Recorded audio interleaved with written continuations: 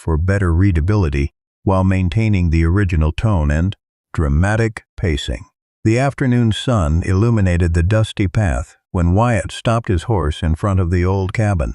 28 years old, without family, without a fixed direction, he had spent his last savings on this forgotten place at the foot of the mountains. An incredible deal, the seller had told him with a strange smile. Now he understood why. The door creaked as he pushed it open. The air smelled of dampness and abandonment. Wyatt dropped his bag on the floor. Sunbeams entered through the broken windows, illuminating the interior. The golden light revealed cracked walls, dust-covered furniture, and cobwebs in the corners. Perfect, exactly what he expected from a place so cheap. Then he heard it, a whisper, barely audible, coming from the back room. Wyatt felt his heart race. Stray animals, T, he thought. His hand moved instinctively toward the knife on his belt. He walked slowly, avoiding the boards that creaked. Another whisper, this time clearer. They were voices. Women's voices. He burst the door open. 3 pairs of eyes looked at him from the shadows in the back. 3 Apache women were cornered against the rear wall, where the sunlight barely reached. The tallest one jumped to her feet, placing herself protectively in front of the other 2.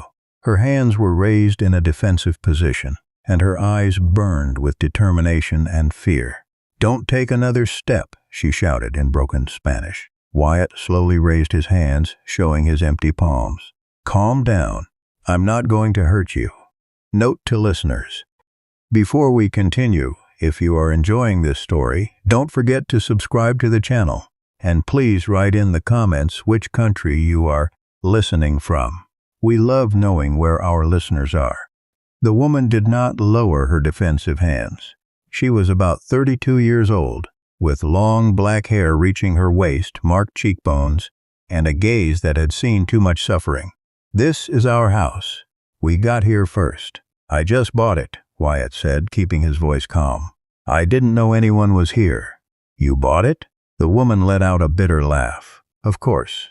And now you'll kick us out like everyone else." Behind her, the other 2 women remained silent. One had shorter hair, tied back.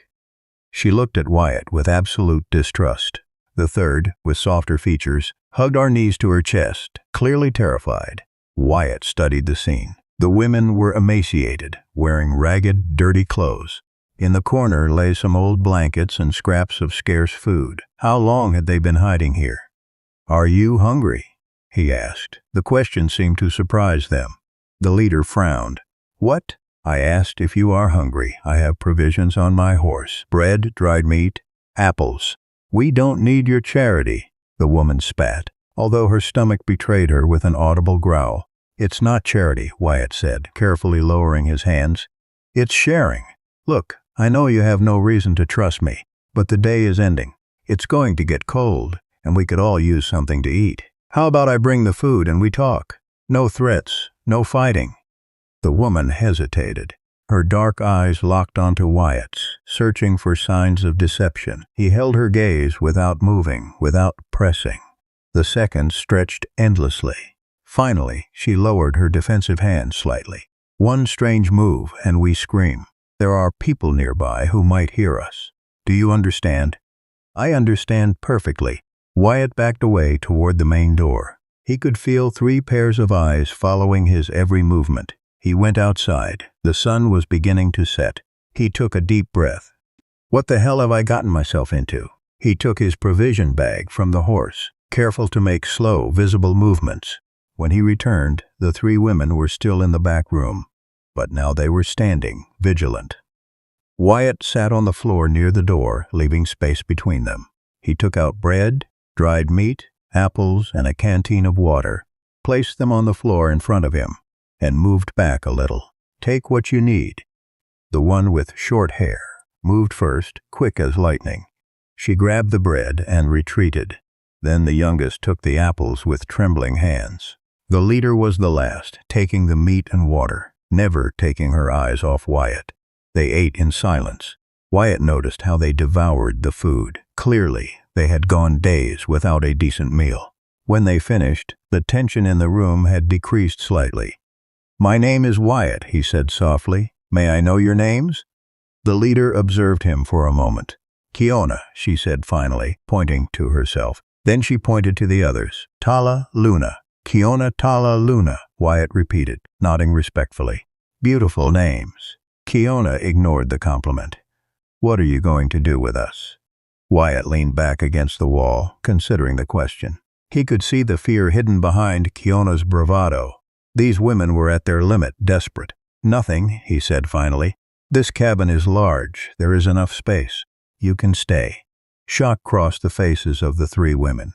Kiona narrowed her eyes. "Why?" "Because it's the right thing to do." "No one does the right thing," Kiona said bitterly. "Not without wanting something in return." Wyatt looked her directly in the eye. There was pain in those dark eyes. Strength. Distrust earned through blood. "Then I will be the first." He stood up carefully. "I'm going to sleep outside tonight so you feel safe. Tomorrow we'll talk more." He took a blanket from his bag and headed for the door. Before leaving, he turned back. "Kiona," he said softly. She looked up. "Not all people are bad." For the first time, he saw a different glimmer in her eyes.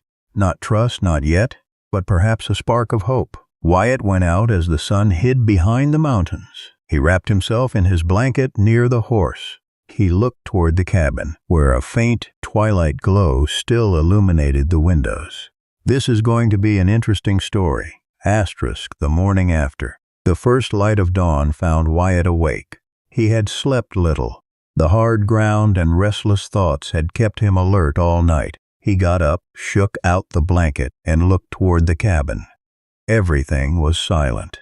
He walked to the nearby well. He drew fresh water and washed his face. The morning air was cold and clean. As he dried his face with his sleeve, he heard the cabin door open. Kiona came out first, followed by Tala. Both watched him cautiously. Luna peeked from the doorway but did not come out.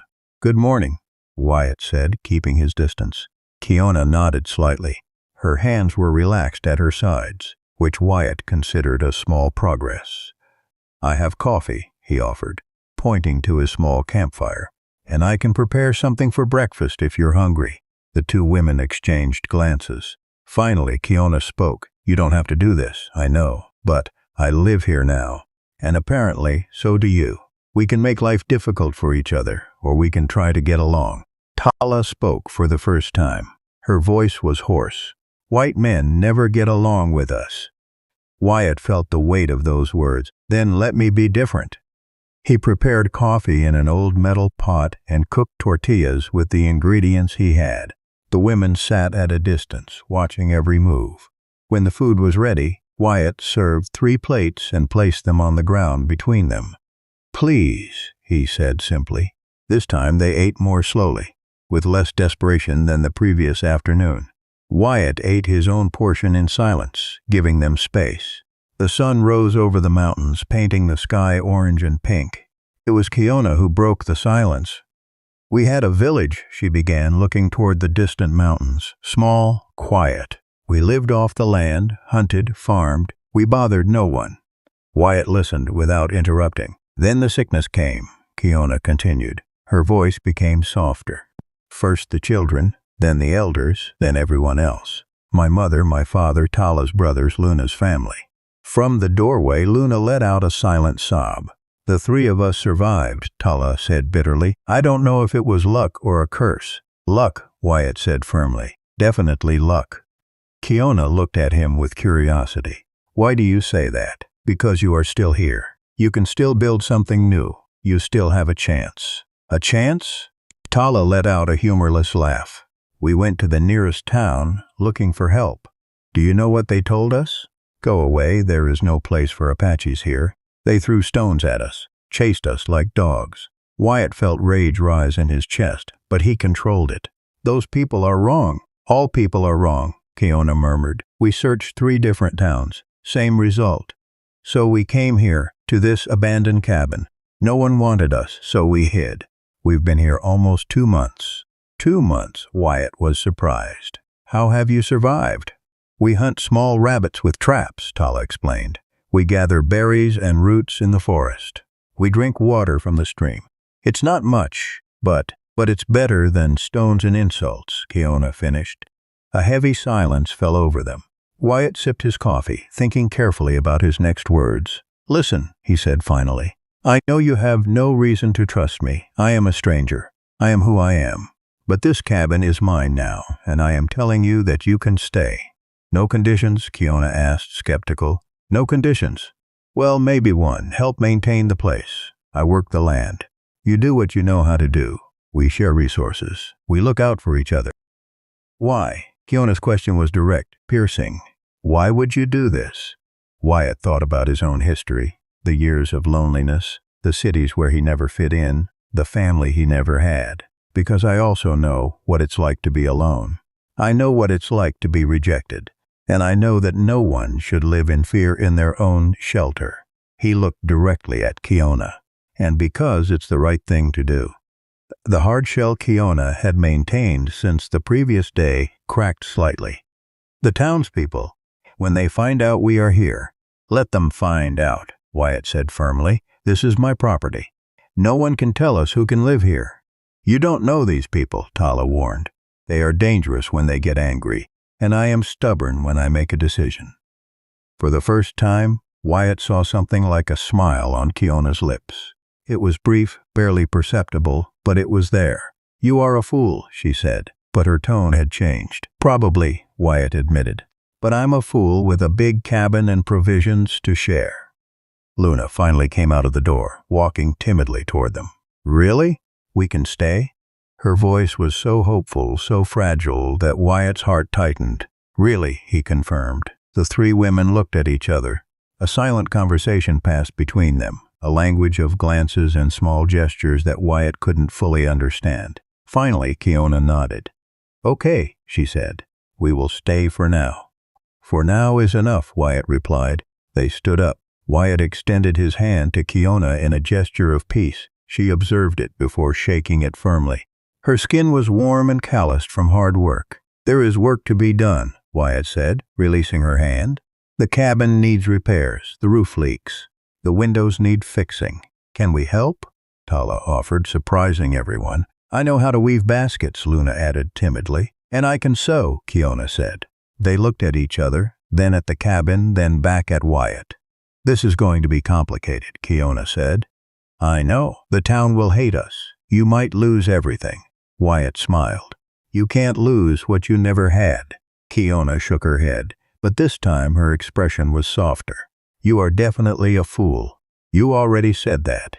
It's worth repeating." And there, under the morning sun, surrounded by mountains and possibilities, 4 lonely souls took their first step towards something new.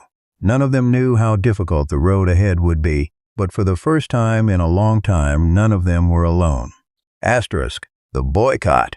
The first 3 days passed in relative peace. Wyatt repaired the roof while Tala fixed the windows with wood they found in the forest.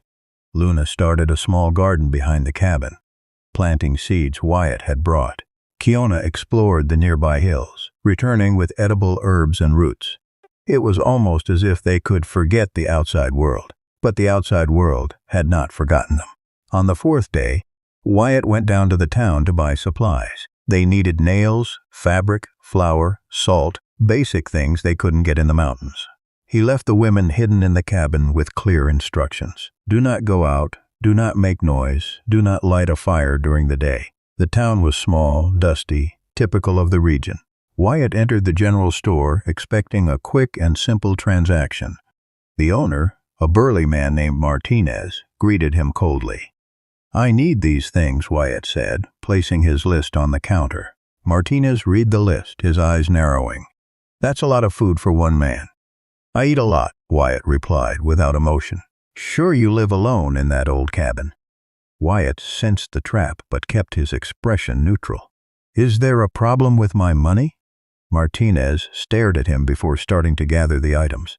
As he packed, other men entered the store. Wyatt felt them watching him, evaluating him. "I heard you bought the Miller cabin," said one of them, a thin man with a worn hat. "That's right. Lonely place to live. I like solitude. Sure you're alone up there?"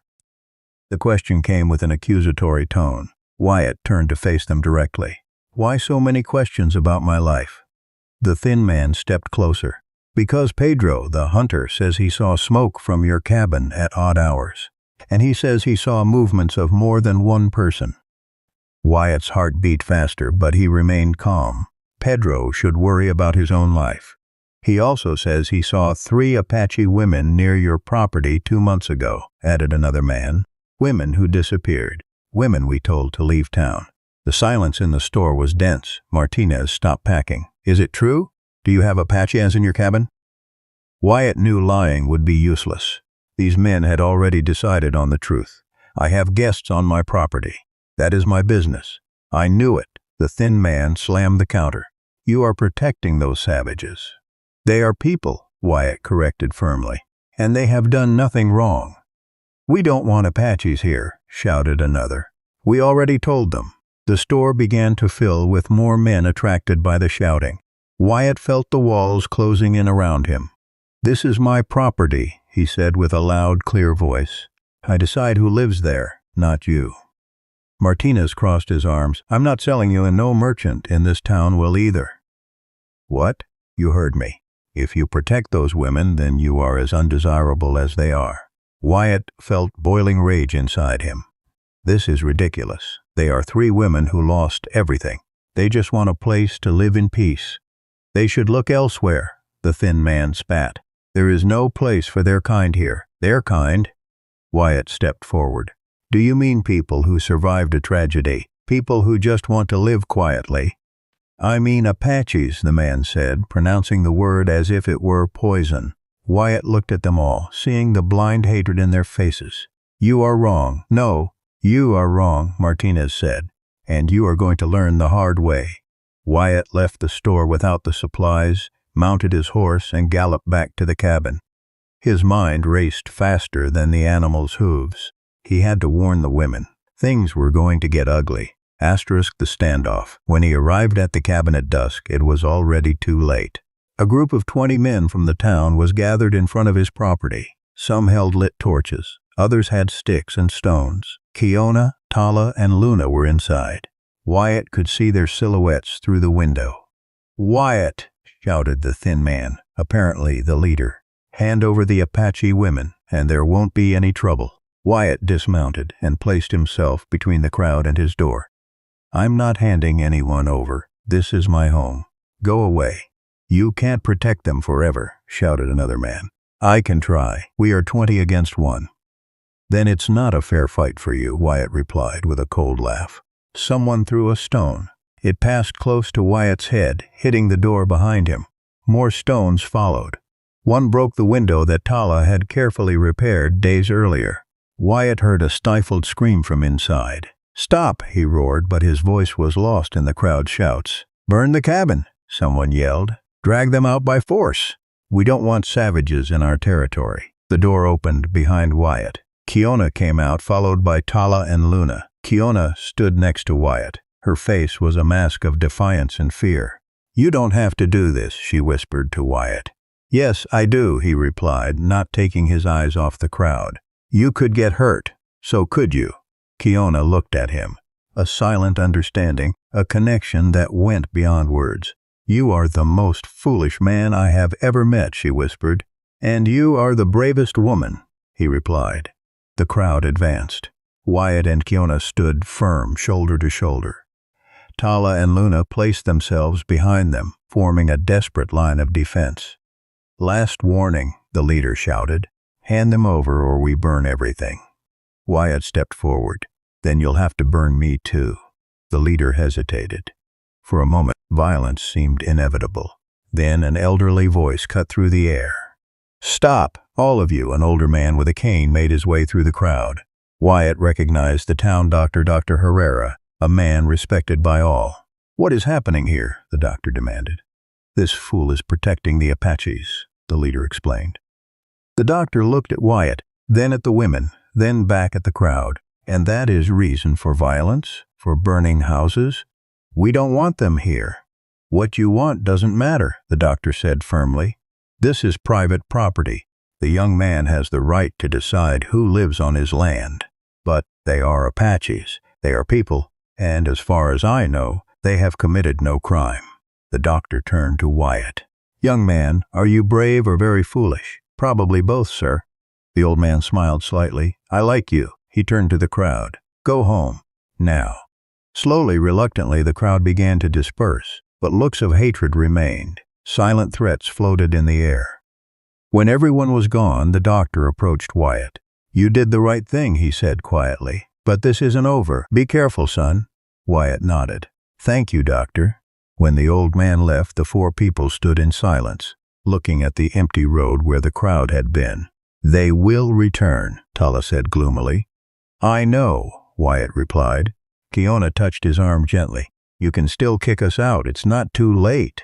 Wyatt turned to look at her. Her dark eyes shone with unexpressed emotion. "Yes, it is too late, because you are already part of my life." Building a home that night, the four ate together under the lamplight. There wasn't much conversation, but none was needed. The silence was comfortable, almost familiar. For the first time in a long time, none of them felt alone. But peace in the mountains was fragile. During the following week, the tension was constant. No one in the town sold supplies to Wyatt. When he tried to buy something, doors were slammed in his face. Hostile stares followed him through the streets. The boycott was total. But Wyatt had learned to be stubborn. "We can hunt," Kiona said one morning as they checked their scarce provisions. "Tala is good with traps," Luna added, gaining confidence little by little. "And I know edible plants that grow in these mountains." "Then we will survive," Wyatt declared. "We don't need their town." They began to work as a team. Wyatt worked the land to plant crops. Tala built ingenious traps with branches and rope. Luna cultivated the garden with surprising dedication, and Kiona knew the secrets of the mountains. 2 weeks after the confrontation with the town, while Wyatt was repairing a broken fence, his horse began to limp. The animal was his means of transport, his companion. Without it, they were even more isolated. "Let me see," Kiona said, approaching the horse carefully. Wyatt watched as she examined the animal's leg with expert hands. The horse, normally nervous with strangers, calmed under her touch. "It has an infection," Kiona diagnosed. "If not treated, it will get worse." "The town vet won't come," Wyatt said with frustration. "We don't need a vet." Kiona stood up, her eyes shone with determination. "I can cure him." "You? My mother taught me. Plants have power if you know how to use them." Kiona disappeared into the forest. She returned an hour later with a bunch of herbs and roots. Wyatt watched her work, fascinated. She crushed the plants with stones, mixed them with water, creating a green paste that smelled strong but not unpleasant. "This will reduce the inflammation," she explained while applying the paste to the horse's leg. "And this prevents the infection from spreading." Her hands moved with confidence and grace. Wyatt noticed how she spoke softly to the animal, calming it with words in her native tongue. There was beauty in the way she connected with nature. "Where did you learn all this?" Wyatt asked. "My mother was the healer of our village," Kiona replied without looking up. "She said the earth gives us everything we need if we listen." She was a wise woman. She was. Kiona's voice softened. "I miss her every day." They worked together for the next hour, Wyatt holding the horse while Kiona applied the treatment. Their hands brushed several times, small contacts that sent strange currents through Wyatt. By the third day, the horse was walking normally. The infection had disappeared completely. Wyatt was amazed. "You are incredible," he said with genuine sincerity. Kiona blushed slightly. "I just use what my mother taught me. It's nothing more than that. You have a gift." Their eyes met and held. For a moment, the world seemed to stop. Wyatt felt warmth in his chest, powerful and new. Kiona looked away first, clearly affected. I should the traps with Tala." She walked away quickly, leaving Wyatt with his heart beating faster than normal. Several more days passed. The routine became comfortable. Wyatt worked the land, Tala checked the traps, Luna cared for the garden, and Kiona explored the mountains for medicinal plants. One night, while dining together around the fire, Luna showed the baskets she had been weaving.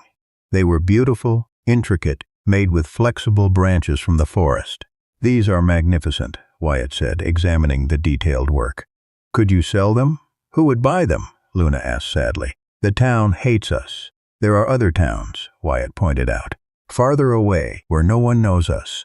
Tala, who had been silent, spoke up. I can make clothes. Before everything happened, I was known for my designs. And I can make medicines, Kiona added. Tinctures, ointments, remedies for different ailments. Wyatt felt hope growing in his chest. Then we have skills, resources. We can build something here. The town will keep causing problems, Kiona warned. Let them try. As long as we are together, we can face anything. The word together hung in the air, charged with meaning. And so it was. Days turned into weeks. They worked from dawn until dusk. Luna's garden began to bear fruit. Tala's traps caught rabbits regularly. Kiona created medicines that they stored carefully. Wyatt built a proper stable for the horse and began to expand the cabin. The accident and the confession, almost a month after the confrontation with the town. While Wyatt was cutting wood for the new stable, the axe slipped. The blade cut deeply into his arm. Blood flowed immediately, soaking his shirt. Wyatt! Kiona's scream pierced the air. She ran toward him, followed by the other two. Kiona took his arm, examining the wound with expert but worried eyes. It's deep, she said. Her voice trembled slightly. Come inside, quickly. They took him into the cabin. Kiona worked efficiently, cleaning the wound, applying her herbal remedies, bandaging it with clean cloth. Her hands trembled slightly as she worked. Are you okay? Wyatt asked, noticing her agitation. You are the one bleeding, and you ask if I am okay? She replied, but there were tears in her eyes. Kiona, you can't be careless, she said abruptly, but her voice broke. We can't lose you. Wyatt raised his good hand and gently touched her cheek. She froze. Her eyes widened in surprise. You aren't going to lose me, he said softly. I promise to be more careful. Kiona looked at his hand on her face, then into his eyes. Slowly, she covered his hand with hers, pressing it against her cheek. You better, she whispered. Tala and Luna had discreetly left, leaving them alone. In the dim afternoon light, Wyatt and Kiona sat together, their hands still touching. They remained like that in silence. For a long while, no words needed. The sun set slowly, painting the sky orange and purple. Finally, Wyatt broke the silence. When did this happen? He asked softly. What thing? This. Kiona closed her eyes. I don't know. Maybe the first day. Maybe when you shared your food. Maybe when you stood in front of that crowd for us. Maybe when you healed my horse, Wyatt suggested. Or maybe when I saw the strength in your eyes that first day.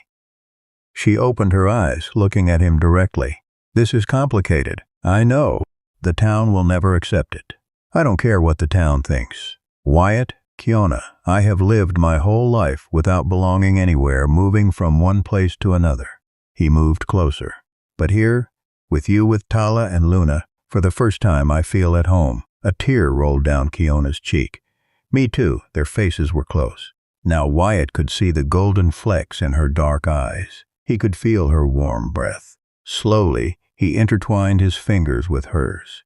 Kiona squeezed his hand firmly, as if afraid he would disappear if she let go. Definitely complicated, Kiona murmured. Definitely worth it, Wyatt replied. Outside, the sun set over the mountains. Inside the cabin, 4 lonely souls had found something precious. They had found a family and found something more. The redemption. Months passed. Autumn gave way to an early winter that year. The mountains were covered in snow, and the wind blew cold at night. Inside the expanded cabin, Wyatt and the 3 women had created a warm home. The walls were reinforced. There was enough firewood stacked, and the provisions they had hunted and gathered filled the pantry. Kiona and Wyatt had grown closer every day. They didn't hide their feelings, although they didn't proclaim them openly either. It was enough with shared glances, hands meeting while working, silent conversations under the stars.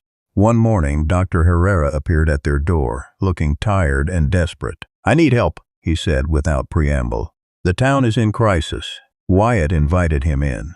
The doctor took off his snow-covered hat. His hands were trembling. It's a strange illness, he explained. It started 2 weeks ago. First, several horses and cows died. We thought it was something they ate, but then the elders in the town started getting sick. Now we have 15 elders in critical condition. High fever, severe cough, red spots on the skin, extreme weakness, and we have already lost 20 animals. If this continues, we will lose both our livestock and the founders of our town. Kiona approached from where she had been listening. The symptoms are the same in people and animals. The doctor looked at her with surprise, then with hope. Yes, exactly the same.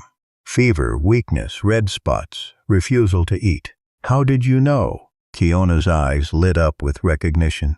I know that illness. My mother treated it several times. It comes from contaminated plants near water sources. Both people and animals consume it without knowing. Can you cure it? The doctor's voice was laden with pleading. Kiona hesitated, looking at Wyatt. I can try, but the townspeople, the elders are dying, the doctor interrupted. Don Miguel, who founded this town 50 years ago, is among them. His wife, too. Please, I know my people have treated you terribly, but these people dedicated their lives to building this community. Wyatt touched Kiona's shoulder. It's your decision. She closed her eyes for a moment. She took a deep breath. I will go, but I need to collect specific plants first, and I must find the source of the contamination. I will help you, Tala said immediately. Me too, added Luna. In 3 hours, the 3 women had collected roots, bark, and leaves from the surrounding mountains. Kiona worked with precision, choosing only the perfect plants, murmuring words her mother had taught her. She also investigated near the town stream, finding the problem. Here, she pointed to some plants with purple leaves. These are poisonous. They are growing too close to the water. The animals eat them while drinking, and the water gets slightly contaminated. The trip to the town was tense. People watched them from windows and doors. Some with hatred, others with curiosity, many with desperation. The doctor took them first to the stables where the sick animals lay weak. Kiona examined a sick horse, then a cow. Yes, it's the same. I will cure them first, then we will go to the people. She prepared a special mixture with the herbs, adding it to the animals' water.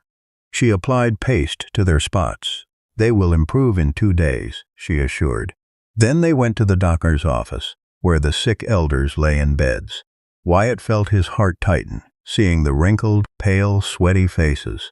These people had lived decades, built families, created a town, and now they struggled to breathe. Kiona got to work immediately. She prepared an infusion with the barks, boiling water over a fire. The aroma filled the room. This will reduce the fever and eliminate the poison, she explained as she worked. Tala, prepare these compresses. Luna, help me with the medicines.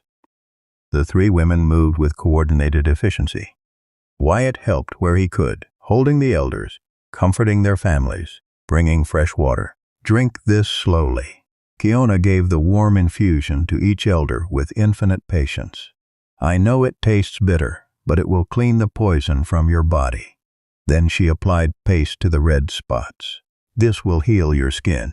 They worked for hours. Kiona did not rest, moving from bed to bed, preparing more medicines, adjusting treatments. Meanwhile, the doctor supervised the cleaning of the stream. The poisonous plants were pulled out. The water began to purify. By the 2nd day, the horses and cows were standing, eating normally. The animals had been saved. By the 3rd day, the first elders opened their eyes with clarity. Don Miguel, the founder, asked for water and food. His wife cried with joy. By the 5th day, all the elders were out of danger. The animals ran healthy in the stables. The whole town gathered in front of the doctor's office. This time there were no torches or stones. There was shame and gratitude on their faces. The mayor stepped forward, took off his hat, and looked directly at Kiona. Miss, he began. His voice cracked. You saved our elders. You saved our livestock. You saved our future. We treated you with cruelty, and when we needed you most, you came without hesitation. Don Miguel, supported by his cane but standing, spoke with a trembling voice. I founded this town 50 years ago. I have seen much in my life, but I have never seen a heart as noble as yours, miss. You have my eternal respect. Families approached thanking them, crying. Ranchers showed their healthy animals. The elders blessed the three women.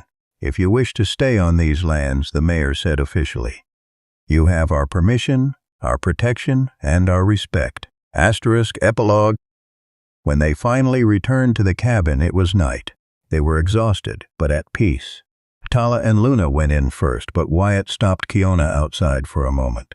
The moon shone over the snowy mountains. The air was cold but clean. Wyatt took Kiona's hands in his. "You saved those elders and their animals," he said softly. "Not just with your medicines, but with your wisdom. You found the cause, you cured them all. You are extraordinary." Kiona smiled tiredly. "It's what my mother would have done. It's the right thing to do." Wyatt pulled closer, wrapping his arms around her. Kiona leaned against his chest. "Remember when you asked me why I helped you?" Wyatt murmured. "Yes. You said it was because it was the right thing to do. But now I know there was another reason." "Which one?" "Destiny. We were destined to meet. You, Tala, Luna, and I. We were destined to be a family." Kiona looked up. Her eyes shone with happy tears. A strange family. The best family. They stayed like that under the moon, surrounded by protective mountains. Inside the cabin, Tala and Luna were preparing dinner. Their laughter floated in the air. The town that had rejected them now accepted them. The three women who had lost everything now had a home. The man who had lived alone now had love. Against all odds, against hatred and fear, they had built something beautiful. They had built hope. And in the mountains of that wild territory, under eternal stars, 4 souls found what we all search for. They found belonging. They found love. They found home.